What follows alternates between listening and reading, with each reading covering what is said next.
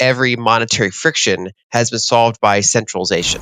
So, for example, gold is bulky to move around. It's hard to verify that it's gold down to its core.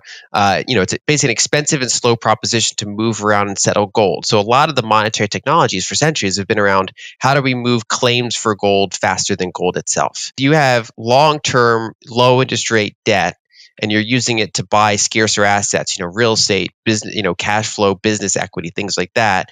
The closer you are to the source of money creation, you're shorting the fiat currency that everybody else is earning their wages in and saving their near-term money in, and you're buying scarcer assets. In today's episode, Lyn Alden offers a profound analysis on the intersection of technology and finance, underlining the disruption caused by Bitcoin amidst traditional commodities like gold and silver and the broader context of fiat currencies.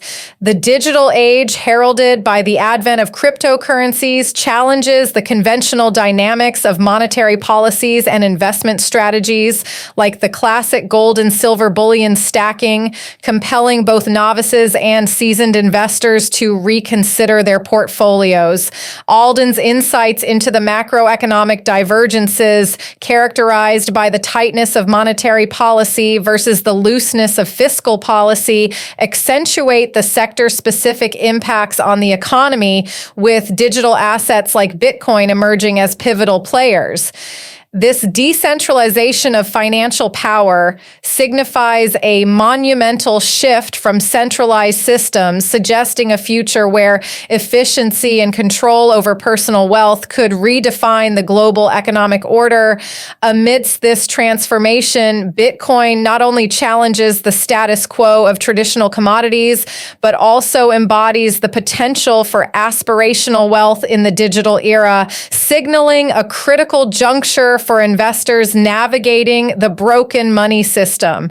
If you're into gold and silver, this video is for you. Hit the like button, smash the subscribe button, and turn on the notifications bell to be informed.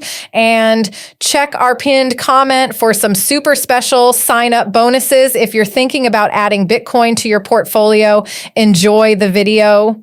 Through the lens of technology. So, for example, a lot of economic history books or monetary history books focus on history in the traditional sense, things like human decisions, things like geopolitical decisions. What did this political leader do that resulted in this outcome and then impacted this other country in this way, for example? Whereas I focus a lot on kind of the engineering question of how did new technologies shape what we use as money and how we interface with it directly. And so it goes over, analog monetary technologies, from coinage to paper to printing press to all, analog encryption techniques to prevent forgeries, that kind of stuff. But then, of course, it jumps into the digital age with the invention of the telegraph. And the invention of just various ways to kind of move ownership of money around.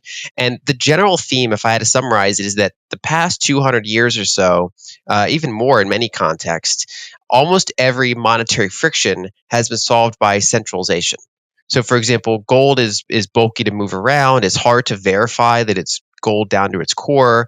It's basically an expensive and slow proposition to move around and settle gold. So a lot of the monetary technologies for centuries have been around how do we move claims for gold faster than gold itself?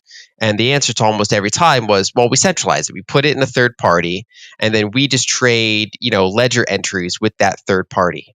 And then maybe when that third party has a problem, we get an even bigger third party that's under multiple third parties, right? So we keep adding layers and layers of centralization to make it so that not just in a country, but around the world, you can send someone money.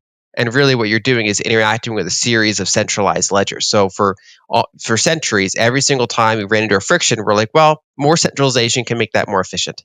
And I think what's interesting about Bitcoin and kind of related technologies like stable coins and things like that, basically the idea of just kind of globalizing this market is it's the first time where you've got greater efficiency, but also better decentralization. And of course, you're relying on other things, like you're relying on a functioning internet or other high bandwidth ways of communication. You're relying on, we had to get certain levels of encryption, certain levels of bandwidth in place before this was possible.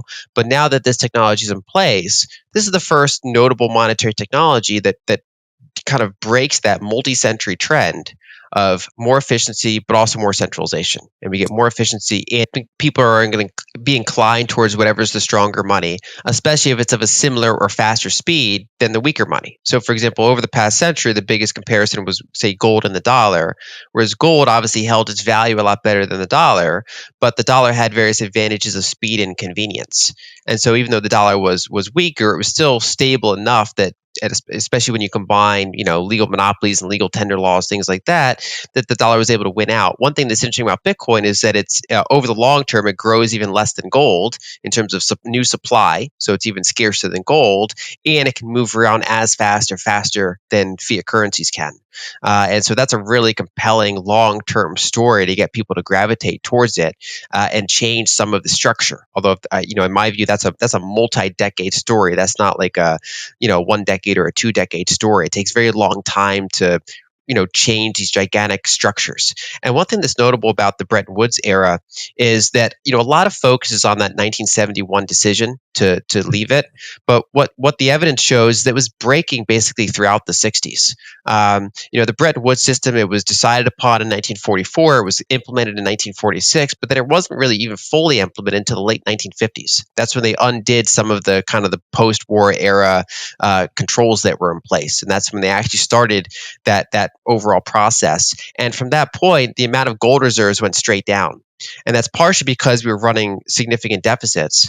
And it's also partially because fractional reserve banks were lending more dollars into existence, and they were not constrained by the amount of gold in the system. So you had an environment where, from 1950 to 1970, the broad money supply tripled as gold reserves diminished. And so the system was inherently unstable to begin with. It was always a rational decision to redeem some of those ever-inflating dollars for gold until they were going to run out of gold. And so we kind of have this story where we centralize everything, and then over a matter of decades, that centralized entity fails, partially because it was just unstably designed to begin with. It was kind of, it was like great while it lasted, but it was designed not to last. In the modern financial narrative, a compelling comparison emerges between Bitcoin and traditional safe havens like gold and silver, as elucidated by Lyn Alden in her astute analysis of digital assets versus age-old commodities. The crux of this comparison lies in the innovative disruption Bitcoin brings to the table, challenging the intrinsic value and historical reliability of gold and silver as stores of wealth and hedges against inflation. Alden articulates a nuanced perspective on how Bitcoin, with its decentralized nature and digital scarcity, presents a novel approach to wealth preservation and investment in the face of fluctuating monetary policies and economic uncertainties. This digital asset, unlike its metallic counterparts, offers mobility, transparency, and potential for appreciation in a digitally centric global economy, questioning the long-term viability of gold and silver in a portfolio. Now we'll show you more clips of Lyn Alden, but first, subscribe and turn on notifications to keep us motivated to bring you more videos like this one. 1792, and from there all the way up until the early 1900s, its purchasing power remained unchanged. It could buy the same amount of gold, it could buy the same amount of general goods and services based on most estimates. During wars, there'd be some period of inflation, but then it would kind of revert back after the war. And it wasn't until this more modern era where we began centralizing everything and growing the money supply on average at a faster rate that we started to get this devaluation. And to your point about who it affects or who it helps most, basically it's kind of, the economy is kind of like a game of blackjack, where with blackjack you want to get close to 21, but you don't want to go over. And the way that who best is rewarded in this economy is people that have debt, but not so much that they blow up in a recession. So if you have long-term low interest rate debt and you're using it to buy scarcer assets, real estate, business, cash flow, business equity, things like that, the closer you are to the source of money creation, you're shorting the fiat currency that everybody else is earning their wages in and saving their near-term money in, and you're buying scarcer assets, and you're doing very good, especially because you have global arbitrage. You can short one currency and buy assets somewhere else, for example. Whereas if you're on the other side of the spectrum, and you don't have a lot of access to credit, and you're just kind of earning wages, you're saving a little bit, you're getting constantly devalued. You're getting paid in melting ice cubes. And so that's kind of the divergence we've seen over the past several decades, which is that it's very kind of challenging. And in the United States, we've had it still pretty good. For example, I spend part of each year in Egypt, and they have 20% annual money supply growth. And so you can imagine everything is dialed up. Everything is, the prices are on average going up a lot quicker.